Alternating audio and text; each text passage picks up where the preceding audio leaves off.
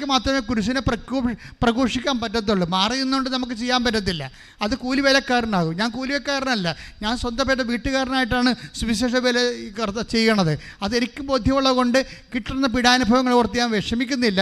പക്ഷേ ഞങ്ങൾ സമർപ്പിച്ച് സമർപ്പിക്കും എന്നാൽ പറ്റും.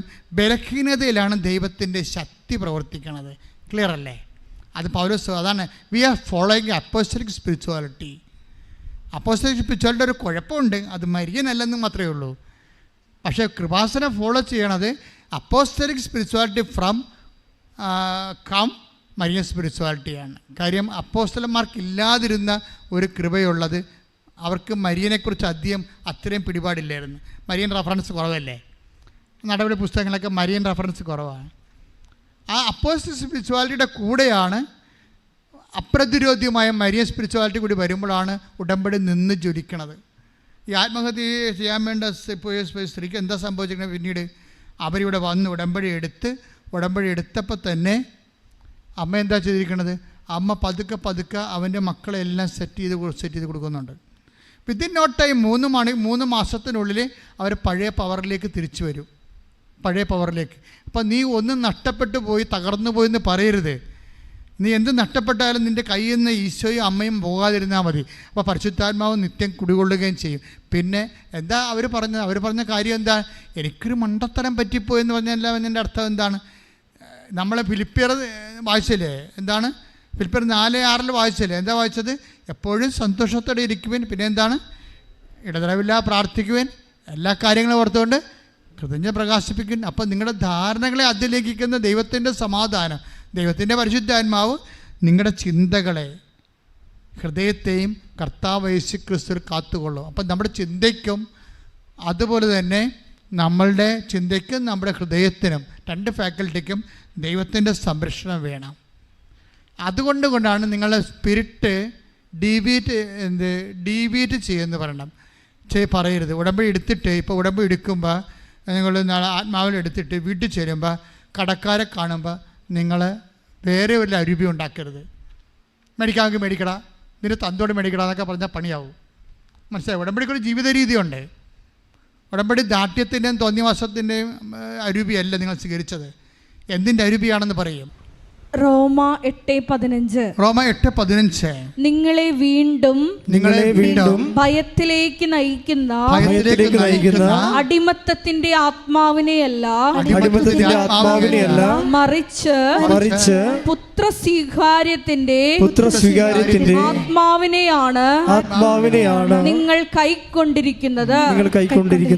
കൈക്കൊണ്ടിരിക്കുന്ന ആത്മാവ് എന്താണെന്ന് അറിയണം. അല്ല ദേഷ്യത്തിൻ്റെയും അതുപോലെ തന്നെ അശുദ്ധിയുടെയും അടിമത്തത്തിൻ്റെ ആത്മാവിനെയല്ല. ഉടമ്പടി എടുത്തു കഴിയുമ്പോൾ ആ വിശുദ്ധ ജീവിതം തുടരുകയാണ് നമ്മൾ. പിന്നെ എന്ത് കടക്കാരും, ഇപ്പോൾ കഴിഞ്ഞ ദിവസങ്ങളിൽ ഒരു സാക്ഷ്യം ഉണ്ടായത് ബേബി മിനി യോഹന്നാൻ, ഡൽഹിയിൽ നിന്ന്. മിനി യോഹന്നാൻ്റെ അവസ്ഥ ഭയങ്കര കഷ്ടമാണ്. ഹസ്ബൻഡിന് 2-3 രോഗങ്ങളാണ്, തൈറോയിഡ്, ഷുഗർ, ജോലിക്ക് പോകാൻ പറ്റണില്ല. അവളാണെങ്കിൽ കഷ്ടപ്പെട്ടിട്ട് ഡൽഹി 13 വർഷം വാടക താമസിക്കുക. എന്നിട്ട് അതിന് വാടക അടക്കാൻ പറ്റാതെ വരുന്നിട്ട് അവരൊന്ന് ഇണ്ടി വന്ന് ഇവർ തന്തക്ക് വിളിക്കുക, ഇറങ്ങിപ്പോകുന്നൊക്കെ പറയും. പക്ഷെ അവർ പറയുന്നത് കോവിഡ് കാലത്ത് ഞാൻ ഏറ്റവും കൂടുതൽ നുണ പറഞ്ഞത് കോവിഡ് കാലത്താണ്. എന്താണ്? കടക്കാർ എൻ്റെ വീട്ടിൽ ആരും വരാറില്ല, വന്നവരെല്ലാം കടക്കാരാണെന്ന്. എനിക്ക് ബന്ധുക്കൾ സ്വന്തപ്പെട്ടവരോ അടുത്തിട്ട് എൻ്റെ വീട്ടിൽ ആരും വരാറില്ല.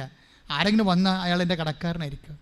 അയാൾ പറയുന്ന വർത്തമാനങ്ങൾ സഹിക്കാൻ പറ്റാത്ത വർത്തമാനം എന്നോട് പറയണത്.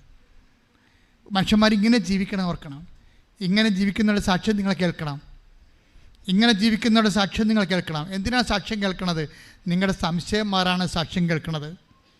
നിങ്ങൾ കാണുന്നതും കേൾക്കുന്നതും പോയിട്ട് യോഹന്നാൻ അറിയിക്കാൻ ഈശോ പറഞ്ഞില്ലേ? മത്തായി 11:4 യേശു പറഞ്ഞു, നിങ്ങൾ കേൾക്കുന്നതും കാണുന്നതും പോയി യോഹന്നാനെ അറിയിക്കുക. നിങ്ങൾ എന്താണ് അറിയിക്കേണ്ടത്?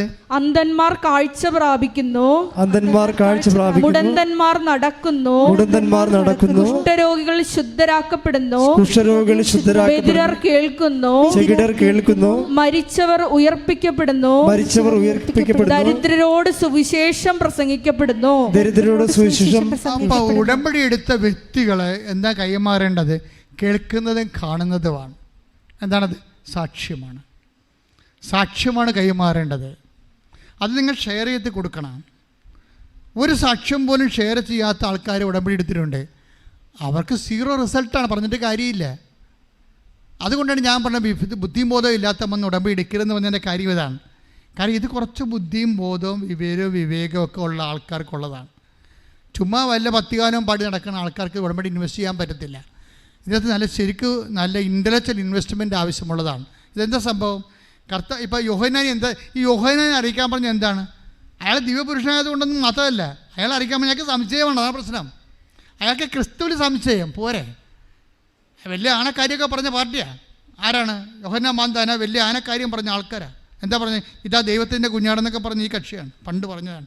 ഇപ്പം ജയിലിൽ കിടക്കുമ്പോൾ ജപജപ അടിക്കുകയാണ്. എല്ലാവരുടെയും പ്രശ്നം ഇതാണ്. വലിയ ഇതാ ഇതൊക്കെ take the word of God. Yohannan 1:9-1:29 സ്തുതിക്കട്ടെ. Hallelujah hallelujah hallelujah hallelujah hallelujah. യേശുവേ നന്ദി, യേശുവേ സ്തുതി. Hallelujah hallelujah. 1:29 യോഹന്നാൻ 1:29. അടുത്ത ദിവസം യേശു തന്റെ അടുത്തേക്ക് വരുന്നത് കണ്ട് അവൻ പറഞ്ഞു, ഇതാ ലോകത്തിന്റെ പാപം നീക്കുന്ന ദൈവത്തിന്റെ കുഞ്ഞാട്. പോരെ, ഇങ്ങനെ പറഞ്ഞ ആളാണ് യേശു. രക്ഷകനാണെന്ന് പറഞ്ഞ ആളാണ്. ലോകത്തിൻ്റെ പാപങ്ങൾ നീക്കുന്ന ദൈവത്തിൻ്റെ കുഞ്ഞാടിൻ്റെ ബലിയർപ്പണത്തിലൂടെയാണ് യഹൂദൻ്റെ പാപങ്ങൾ മോചിക്കപ്പെട്ടപ്പോൾ അത് മനുഷ്യൻ്റെ കുഞ്ഞാടായിരുന്നു. ഇത് ദൈവത്തിൻ്റെ കുഞ്ഞാടാണ്. മനുഷ്യരാശിയുടെ പാപങ്ങളാണ് മോചിക്കപ്പെടുന്നതെന്ന് ലോകത്തെ പരിചയപ്പെടുത്തി കൊടുത്ത ആളാണ് യോഹന്നാൻ. പക്ഷെ അങ്ങേരെ പിടിച്ച് ജയിലിലിട്ട് കഴിഞ്ഞപ്പോൾ അങ്ങയുടെ വിശ്വാസമൊക്കെ പോയി. എത്ര വലിയ പ്രവാചകനായാലും ഇപ്പോൾ സഹനങ്ങൾ വരുമ്പോൾ വിശ്വാസം പോകും. പിന്നെ നമ്മുടെ കാര്യം പറഞ്ഞിട്ട് കാര്യമുണ്ടോ? അപ്പോൾ മനുഷ്യർക്ക് സംശയം ഉണ്ടാവും. യോഹന്നാന് സംശയം ഉണ്ടായി. ഇത്രയും വലിയ ആകാൻ യോഹന്നാൻ 11:3 എടുത്ത് മത്തായി 11:3 വരാനിരിക്കുന്നവൻ നീ തന്നെയോ അതോ ഞങ്ങൾ മറ്റൊരുവനെ പ്രതീക്ഷിക്കണമോ? എല്ലാം കളഞ്ഞു കുടിച്ച് വേറെ 0 പോയിന്റായി. ഞാൻ പറഞ്ഞു എണിയും പാമ്പും കളി പോലെ.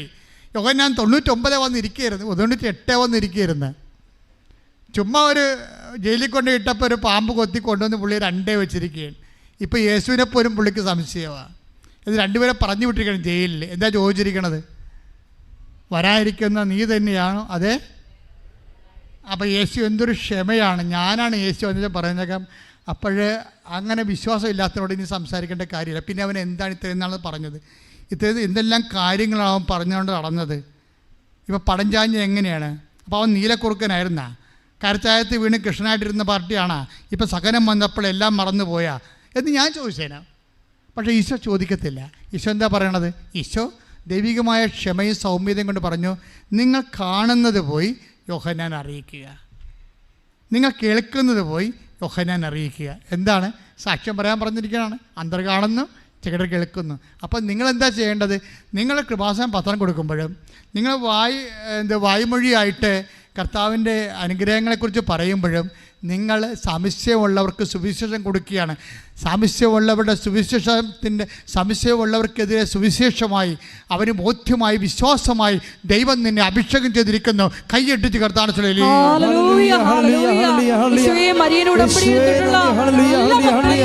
പ്രത്യക്ഷീകരണത്തിന്റെ സാക്ഷികളായി ഉയർത്തണമേ എന്ന് പ്രാർത്ഥിക്കുന്നു. ഹല്ലേലൂയ.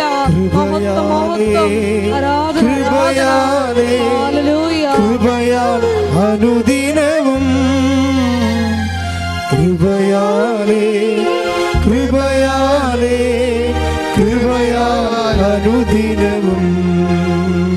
അപ്പോൾ നിങ്ങൾ സുവിശേഷം ഏകുകയാണ്.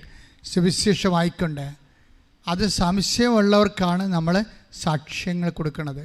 അതുകൊണ്ട് എന്തുമാത്രം സാക്ഷ്യമാണെന്ന് ബേബിയില്ലേ, നമ്മുടെ മിനി യോഹന്നാൻ ഡൽഹി, അവരുടെ ജീവിതത്തിൽ തീർന്നില്ല. ഭർത്താവിന് ഷുഗർ രോഗം, പണിക്ക് പോകാൻ പറ്റണില്ല. അതുപോലെ തന്നെ അയാൾക്ക് തൈറോയിഡ്, വീട്ടിയിരിപ്പാണ്. മിനിയുടെ ജോലി പോയി. ഒരു ഹൗസിൽ പോലും ഹോം നേഴ്സ് പോലും ജോലി പോലും കിട്ടണില്ല. അങ്ങനെയൊക്കെ കടങ്ങൾ പെരുകി വാടക താമസിക്കുന്നു. അപ്പോഴും ഇവളെന്താ ചെയ്യണത്? അങ്ങനെയാണ് ഇവർക്ക് കൃപാസനത്തിൻ്റെ ലിങ്ക് കിട്ടിയത്. പിന്നെ എന്താ ചെയ്തിരിക്കണത്? പിന്നെ ഇരുന്നുകൊണ്ട് സാക്ഷ്യങ്ങൾ കേട്ടുകൊണ്ട് ഇരിക്കും. സാക്ഷ്യം കാണിച്ച് സാക്ഷ്യം കേട്ട് അവസാനം ഓൺലൈൻ ഉടമ്പടി എടുത്ത് നമുക്കറിയാമല്ലോ, നമുക്ക് ലൈറ്റേക്കാൻ്റെ പെയർ റിക്വസ്റ്റൊക്കെ അമ്മ തരുമ്പോഴും ഓൺലൈൻ ഉടമ്പടി തരുമ്പോഴും എല്ലാവരും എന്നോട് ചോദിച്ചതെന്ന്, ഇത് നമ്മുടെ മറ്റേ തീർത്ഥാടന ഉടമ്പടി പോലെ വർക്കൗട്ട് ചെയ്യുവാന്ന്. ഇപ്പോഴതിൻ്റെ അതേപോലെ വർക്കൗട്ട് ചെയ്യണം. നേർച്ച വസ്തുക്കൾ ഇല്ലെന്ന് മാത്രമേ ഉള്ളൂ. ഒരു മനുഷ്യൻ തീരാൻ പോണെന്ന് കണ്ടു കഴിഞ്ഞാൽ അവന് അമ്മ മാതാവ് നീട്ടിയിട്ടിരിക്കണ കച്ചിത്തുറുമ്പാണ് ഈ സംഭവം. ഓൺലൈൻ ഉടമ്പടിയും തീർത്ഥാടന ഉടമ്പടി. ഇവിടെ തീർത്ഥാടന ഉടമ്പടി എടുത്തിരിക്കണേ. തീർത്ഥാടന ഉടമ്പടി കിട്ടിക്കഴിഞ്ഞാൽ ഉടനെ തന്നെ ആ മാതാവ് അത് പാലിക്കണേ. തീർത്ഥാടന ഉടമ്പടി എടുത്തു കഴിഞ്ഞ ശേഷം പിന്നെ ഇരുന്നുകൊണ്ട് സാക്ഷ്യം കേൾക്കും, പിന്നെ എന്ത് ചെയ്യും, ഉടമ്പടി ധ്യാനം കേൾക്കും. ഈ രണ്ട് സംഭവം കേട്ടാൽ മതിയല്ല.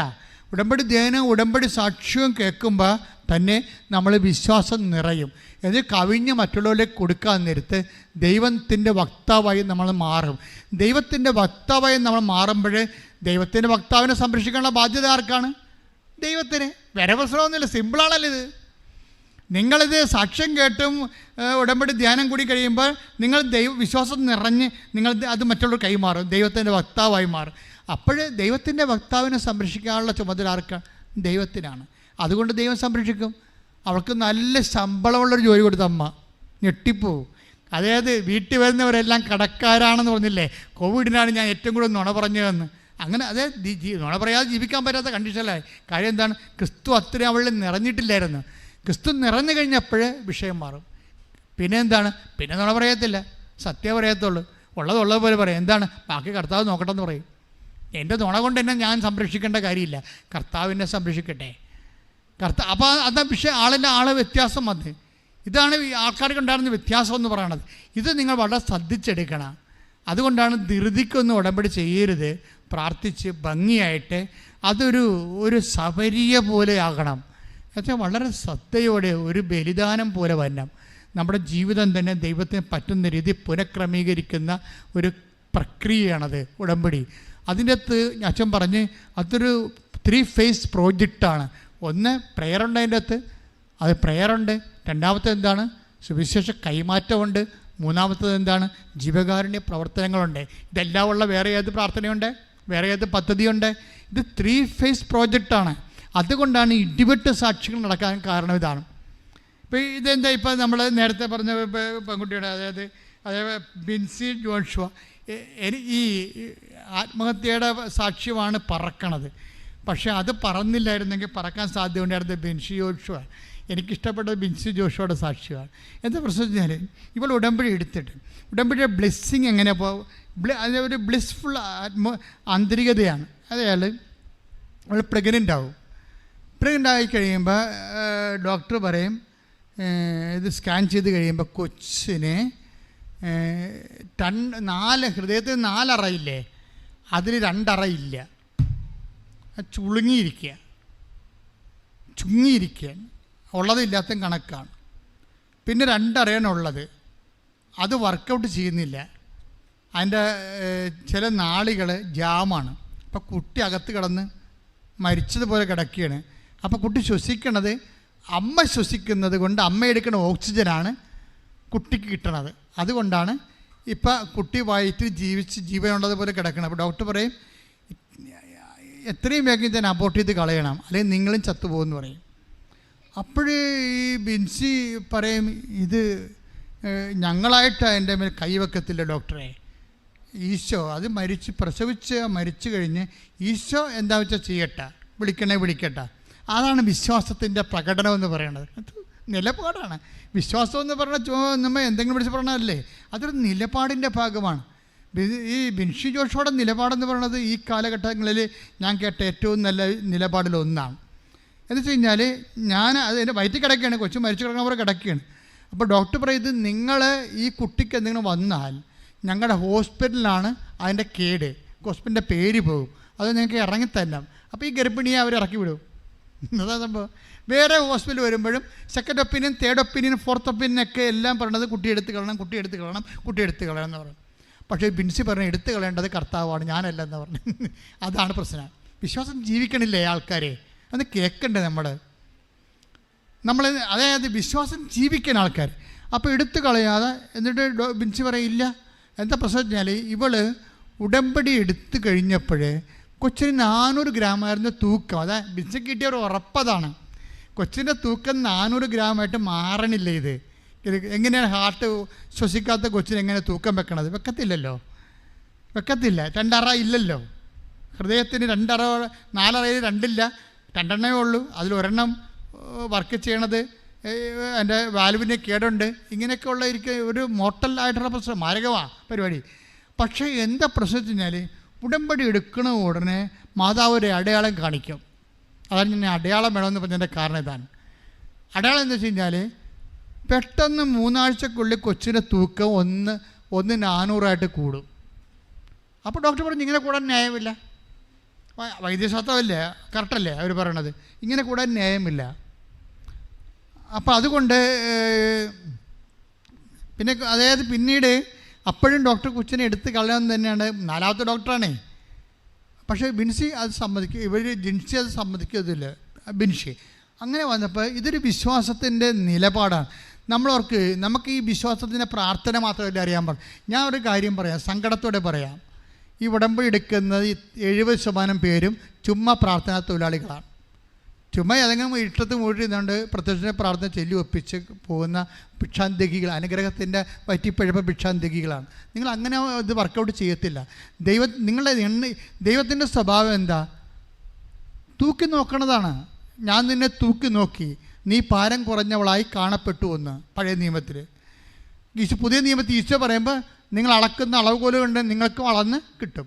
അപ്പോൾ ദൈവത്തിനെ അളക്കാൻ പോയാൽ, നിങ്ങൾ ഉടമ്പടി എടുത്തിട്ട് പഴയ ആൾക്കാർ തന്നെ നിലനിൽക്കാൻ പോയി കഴിഞ്ഞാൽ ഇത് വർക്കൗട്ട് ചെയ്യത്തില്ല. ഇവൾ അങ്ങനെയല്ലേ, ഇവൾ വിശ്വാസത്തിൽ നിലപാടുള്ള സ്ത്രീയാണ്. അവർ കുറച്ച് കഴിഞ്ഞപ്പോൾ 8ാം മാസമായപ്പോൾ കൊച്ചിൻ്റെ തൂക്കം 3500 അപ്പോൾ ഡോക്ടർ പറയും ഇനിയിപ്പോൾ 3500 ആയില്ലേ, ഇനിയിപ്പോൾ സിസേറിയൻ എടുക്കണമെന്ന് പറയും, സിസേറിയൻ. പക്ഷേ സിസേറിന് വേണ്ടി ആശുപത്രി പ്രവേശിപ്പിച്ച് ഇത് സംഗതി റിസ്ക് തന്നെയാണല്ലോ. ഹാർട്ടിൻ്റെ അതേ രൂപത്തിൽ പോവുകയാണ്, പഴയ രീതിയിൽ തന്നെ പോവുകയാണ്. ഇവളുടെ ഒറ്റ വിശ്വാസത്തിൽ നിൽക്കുകയാണ്. ഇത് അങ്ങനെ ആശുപത്രി കൊണ്ടുപോയി കഴിഞ്ഞപ്പോൾ കൊച്ചിനെ സിസേറിയൻ ചെയ്ത് എടുത്തു കഴിഞ്ഞപ്പോൾ അമ്മ പോയി. അമ്മയുടെ പോക്ക് എന്ന് വെച്ചാൽ 1% മാത്രം അമ്മയ്ക്ക് സാധ്യത, 99% കൊളാപ്സായി. അപ്പോൾ ഈ ജിൻസി പറയുന്നൊരു വാക്കുണ്ട്, എന്താണ്? എൻ്റെ ആത്മാവ് ദൈവത്തെങ്കിലേക്ക് പോകണത് എനിക്ക് കാണാമായിരുന്നെന്ന്. ആ സാക്ഷി നിങ്ങൾ കേൾക്കണം. എൻ്റെ ആത്മാവ് ദൈവത്തെങ്കിലേക്ക് പോകണം എനിക്ക് കാണാമായിരുന്നു. അതിശീഘ്രം അങ്ങോട്ട് മുന്നോട്ട് പോകുമ്പോൾ അമ്മയുടെ കൈകൾ, മാതാവിൻ്റെ കൈ വന്ന് എന്നെ കടന്നു പിടിച്ചു, എന്നെ തിരിച്ചു വലിച്ചുകൊണ്ട് വന്നെന്ന്. ഞാൻ കണ്ണു തുറക്കുമ്പോൾ ഞാൻ വേറൊരു ആശുപത്രി കിടക്കും. Hallelujah, hallelujah, hallelujah. യേശുവേ ആരാധന. Hallelujah, hallelujah. മഹത്വം, മഹത്വം, ആരാധന, ആരാധന. ഈ സാക്ഷ്യമാണ് ഈ ആഴ്ചയിലെ ഏറ്റവും ടോപ്പ് സാക്ഷ്യം. അത് മറ്റേ സാക്ഷ്യം അതുപോലെ തന്നെയാണ്. പക്ഷേ ഇതെന്ന് പറയണത് മരിച്ചുപോയ ഒരാളെ ആത്മാവിനെ തിരിച്ചു കൊണ്ടുവരുന്ന മാതാവിൻ്റെ കൈകൾ. ഞങ്ങളെപ്പോഴും ഡിസ്കസ് ചെയ്യുമ്പോൾ, ഞാനും ആത്മീയ കാര്യങ്ങൾ സംസാരിക്കുമ്പോൾ ഞങ്ങളുടെ സഹപ്രവർത്തകരുമായിട്ട്, പ്രധാനപ്പെട്ട സഹപ്രവർത്തകർ ഞാൻ പറയും, അമ്മയ്ക്ക് ആത്മാവിൻ്റെ മേലും അധികാരമുണ്ടെന്ന് പറയും. കാര്യം എന്താണ്? ഭൂസ്വലോകങ്ങളുടെ രാജ്ഞിയാണ് അവർ. അതാണ് അവർ മുട്ടിത്തെരിപ്പിക്കപ്പെട്ടവരെ ധ്യാനിക്കാൻ പറയുമ്പോൾ രാജാധികാരമല്ലേ. ഭൂമിയുടെ മേലും സ്വർഗത്തിൻ്റെ മേലും രാജാധികാരമാണ്. ഭൂസ്വലോകങ്ങളുടെ മേൽ രാജ്ഞിയായി മുട്ടിത്തെരിപ്പിക്കപ്പെട്ടവന്മേൽ ധ്യാനിക്കുക എന്നല്ലേ പറയണത്. അതാണ് നമ്മൾ ധ്യാനിക്കണത്. കത്തോലിക്കൻ ധ്യാനിക്കണതിലാണ്. എന്താണ്? ഭൂസ്വലോകങ്ങളുടെ മേൽ രാജ്ഞിയായി മുട്ടിത്തെരിപ്പിക്കപ്പെട്ടവന്മേൽ രാജാധികാരമാണ് ശരിക്കും. അതുകൊണ്ട് തന്നെ നിൻ്റെ ജീവൻ നഷ്ടപ്പെട്ടാൽ അതിൻ്റെ കർത്താവിന് നിനക്ക് സമയം നീട്ടിത്തരാൻ പറ്റും. അത് അമ്മയുടെ മാധ്യസ്ഥത്തിൽ ഈ ആത്മാവിനെ തിരികെ കൊണ്ടുവന്നിട്ട് അമ്മയുടെ ശരീരത്തിലേക്ക്, ആ പഴയ സ്ഥലത്തേക്ക് കൊണ്ടുവരുമ്പോൾ കണ്ണ് തുറന്ന് നോക്കുമ്പോൾ വേറെ ഒരു ഹോസ്പിറ്റലാണ് ഇവർ നിൽക്കുന്നത്. ആ കൊച്ചിനെയും കൊണ്ടുവന്ന് സാക്ഷ്യം പറയുമ്പോൾ ഈ കൊച്ചിനെയാണ് 4 ആശുപത്രിക്കാർ കൊല്ലണമെന്ന് പറഞ്ഞത്. ഇവരുടെ ഒരൊറ്റ വിശ്വാസത്തിലാണ്. ഈ വിശ്വാസം ഇങ്ങനെ ശക്തമായത് കാരണമാണ് മരിച്ചിട്ടും ഇവരെ തിരിച്ചുകൊണ്ട് വരണത്. എൻ്റെ മക്കളെ, വിശ്വാസത്തിൻ്റെ ശക്തി എന്ന് പറയണത് അതാണ്. മരിച്ചാലും ദൈവം നിന്നെ തിരിച്ചുകൊണ്ട് വരും. അത് നിൻ്റെ കടമായാലും തകർച്ചയായാലും രോഗമായാലും നീ ചിഹ്നമായി പോയി കഴിഞ്ഞാൽ നിൻ്റെ കുട്ടികൾ നിന്നെ വെറുത്താലും, നിൻ്റെ ഭർത്താവ് നിന്നെ വെറുത്താലും, നിൻ്റെ സമൂഹം നിന്നെ വെറുത്താലും, നീ തന്നെ വലിയ ഒരു ഏതെങ്കിലും തരത്തിലുള്ള ഒരു ചതി ചെന്ന് വീണാലും, എൻ്റെ ദൈവവേദനയിലെ മാതാവിൻ്റെ മധ്യസ്ഥത യേശു നാമത്തിലാണ് നീ വിശ്വസിക്കണമെങ്കിൽ, നീ ജയിലിൽ കിടന്നാലും ശരി, ഇനി തിരിച്ചു പോകുന്ന നിൻ്റെ വീട്ടുകാരെ നിന്നെ സ്വീകരിക്കുന്നില്ലെങ്കിൽ ശരി, നിൻ്റെ ദൈവം നിന്നെ തിരിച്ചെടുക്കും, തിരിച്ചു കൊണ്ട് പുനഃസ്ഥാപിക്കും. ശ്രുതികട്ടെ. Hallelujah, hallelujah, hallelujah, hallelujah. യേശുവേ ഉടമ്പടിയിലൂടെ ഞങ്ങളുടെ ജീവനെ സ്നേഹത്തിന് ഹല്ലേലൂയ, ഹല്ലേലൂയ. മഹത്വം, മഹത്വം, ആരാധന, ആരാധന. അത്യുന്നതൻ നീ, നിന്നെ പോലൊരു ദൈവമില്ല. ഉന്നതൻ നീ, അത്യുന്നതൻ നീ, നിന്നെ പോലൊരു ദൈവമില്ല. അത്ഭുതവാൻ, അതിശയവാൻ, നീ മാത്രമേ ദൈവമെന്നും. അത്ഭുതവാൻ, അതിശയവാൻ, നീ മാത്രമേ ദൈവമെന്നും. രോഗസൗഖ്യ പ്രാർത്ഥനയുടെ സമയമാണ്. നമ്മൾ പറഞ്ഞ ഡൽഹിക്കാരത്തെ മിനിയില്ലേ, മിനിയുടെ ഒരു സാക്ഷ്യം എന്താണെന്നറിയാമോ? അവളുടെ സാക്ഷ്യം, അവൾക്ക് മരുന്ന് മേടിക്കാൻ, ഒരു ക്രോസ് മേടിക്കാൻ പോലും കാശില്ലാത്ത ഒരു ദിവസം വന്ന് അടുത്ത വീട്ടിൽ പോയി എരവ് മേടിച്ചാണ് പനി വന്നപ്പോൾ ക്രോസും കഴിച്ചത്, ഭർത്താവിന് കൊടുത്തത്. പക്ഷെ ഇവളുടെ രോഗമെന്താ? ഗർഭപാത്രം ഇറങ്ങി വന്ന് ഹെർണിയയിലേക്ക്, അതാണ് രോഗം. ബ്ലീഡിങ്, വല്ലാത്ത ബ്ലീഡിങ്. അവളെന്താ ചെയ്തിരിക്കണത്? അപ്പോൾ ഇനി മരുന്നിന് ആശുപത്രി പോകാൻ പൈസ ഇല്ല. അവിടേക്ക് ആശുപത്രി പോകാനുള്ള അവസ്ഥ അറിയാമല്ല.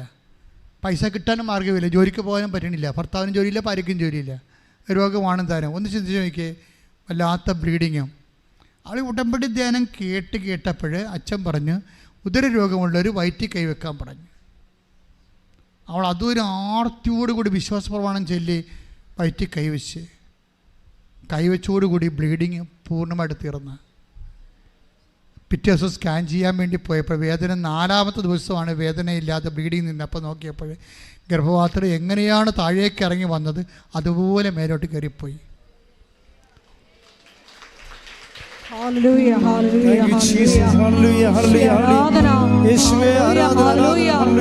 അത്ഭുതങ്ങളിലൂടെ അടയാളങ്ങളിൽ ഞങ്ങളെ വഴി. സാക്ഷ്യങ്ങളെല്ലാം നിങ്ങൾ കേട്ടിട്ട് എത്രയും വേഗം മറ്റുള്ളവർക്ക് ഷെയർ ചെയ്യണം. എപ്പോൾ സാക്ഷ്യം കേട്ടാലും നിങ്ങൾക്ക് ഒരു മുടക്കും ഇല്ലല്ലോ. കർത്താവ് നാളെ ചോദിച്ചാൽ നിങ്ങൾ എന്ത് പറയും? നിനക്ക് ഒരു മുടക്കും ഇല്ലഞ്ഞല്ല, ഞാൻ തന്നെ ഈ തള്ളവല്ല കൊണ്ടൊന്ന് കുത്തിയാൽ പോരായിരുന്ന, അതുപോലും കുത്താൻ നിനക്ക് കഴിഞ്ഞില്ലെങ്കിൽ നീ എന്ത് ക്രിസ്ത്യാനി, നീ എന്ത് വിശ്വാസി എന്ന് ചോദിച്ചാൽ നമ്മൾ എന്ത് മറുപടി പറയും? അപ്പോൾ ദൈവത്തിന് പിടികൊടുക്കാതിരിക്കാൻ വേണ്ടി മര്യാദയ്ക്ക് സുവിശേഷത്തിൻ്റെ സാക്ഷിയായി കർത്താവിനെ അറിയട്ടെ, അറിഞ്ഞവരെ ആഴപ്പെടട്ടെ, ദൈവത്തിന് നാമം മഹത്വപ്പെടട്ടെ. നീ വളരാൻ ദൈവം ആഗ്രഹിക്കുന്നു, നിന്റെ വളർച്ച ദൈവം കാണട്ടെ. കൈയടിച്ച് കർത്താവിനെ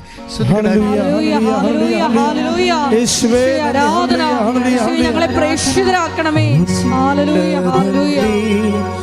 അത്യുന്നതൻ നീ, നിന്നെ പോലൊരു ദൈവമില്ല. അത്ഭുതവാൻ, അതിശയവാൻ, നീ മാത്രവൻ ദൈവമെന്നും. ശരീരഭാഗങ്ങളിൽ രോഗമുള്ളിടത്തൊക്കെ കൈവെക്കുക.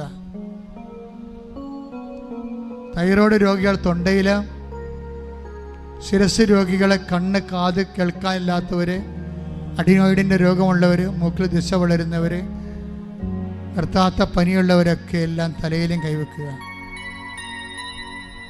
ശ്വാസകോശ രോഗികൾ, നെഞ്ച് രോഗികൾ, ഹൃദയ രോഗികളെല്ലാം നെഞ്ചിൽ കൈവെക്കുക.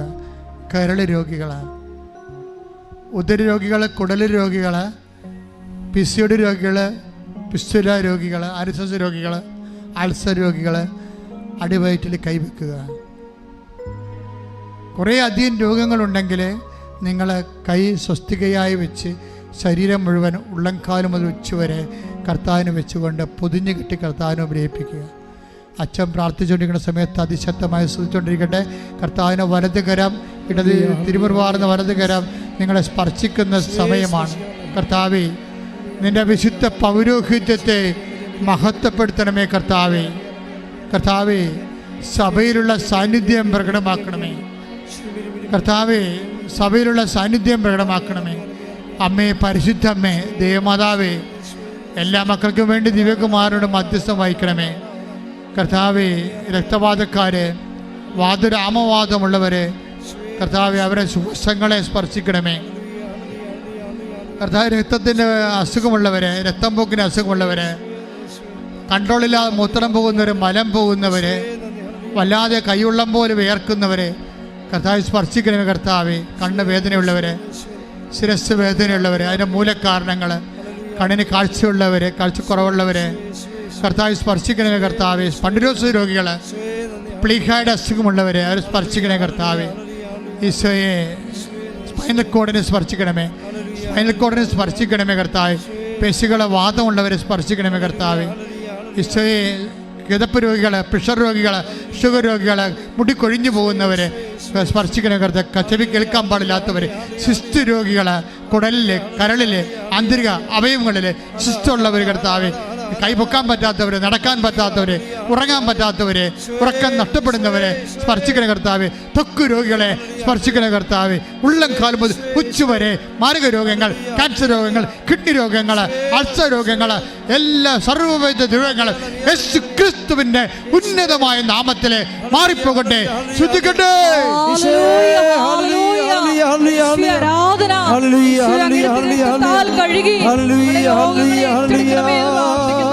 ഞങ്ങളെ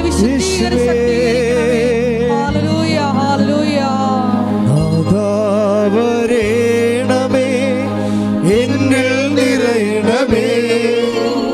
നാദാവരേണമേ, സൗഖ്യം നൽകണമേ. നാദാവരേണമേ, എന്നിൽ നിറയണമേ. നാദാവരേണമേ, സൗഖ്യം നൽകണമേ.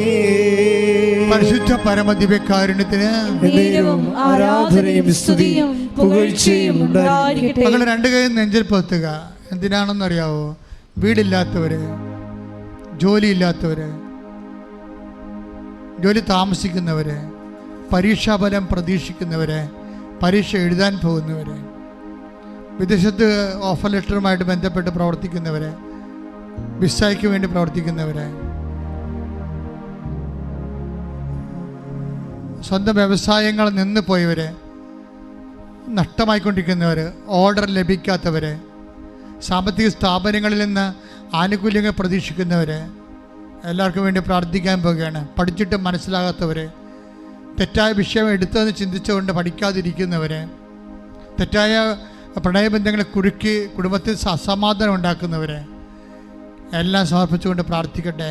അന്യരാജ്യങ്ങളിൽ പോയി കുടുങ്ങിപ്പോയവരെ, അവർക്ക് ജോലി കിട്ടാതിരിക്കുന്നവരെ, അവിടെ വിസ പുതുക്കാൻ പറ്റാതിരിക്കുന്നവരെ, അവരെ കെട്ടിലായിപ്പോയവരെ, ജയിലിലായി പോയിട്ടുള്ളവരെ, നാട്ടിൽ ജയിലിലായിരുന്നവരെ, പകോടുപടി നടക്കാത്തവർ, വഴി കിട്ടാത്തവർ, വെള്ളമില്ലാത്തവർ, വീടില്ലാത്തവർ, വാടകയ്ക്ക് താമസിക്കുന്നവരെ, കലഹങ്ങളിലിരിക്കുന്നവരെ, ഒറ്റയ്ക്ക് അതുപോലെ ഒറ്റയ്ക്കും പാട്ടത്തിനും താമസിക്കുന്നവരെ, കോടതി കേസ് പറഞ്ഞിരിക്കുന്നവരെ, കേസ് നടന്നുകൊണ്ടിരിക്കുന്നവരെ, നല്ല വിധിന്യായം പ്രതീക്ഷിക്കുന്നവർ, എല്ലാം മക്കളില്ലാത്തവർ, കല്യാണം ഒത്തുവരാത്തവർ, ജോലി ഇല്ലാത്തവർ എല്ലാം സമർപ്പിച്ചുകൊണ്ട് പ്രാർത്ഥിക്കട്ടെ.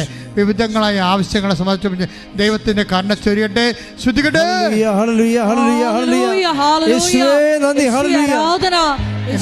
കർത്താവേ, 36 കൊല്ലം അർപ്പിച്ച കുർബാനയുടെ യോഗ്യതയാൽ ഈ കുർബാന, ഈ അടിസ്ഥാന, ഈ ആൾത്താരെ പ്രത്യക്ഷ മാതാവിൻ്റെ മധ്യസ്ഥതയിലെ ഈ ആൾത്താരെ പിറന്ന 10,000 ആരാധന ശക്തിയാൽ മാർഗരോഗങ്ങൾ, തീരാവേദിക ദുരിതങ്ങൾ, തീരാദുരിതങ്ങൾ യേശു ക്രിസ്തുവിന്റെ നാമത്തിൽ നിർവീര്യമാകട്ടെ.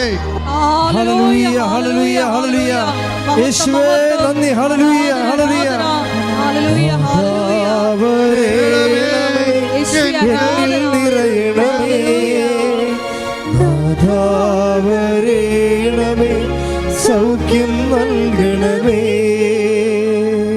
മുട്ടേ നിൽക്കുക.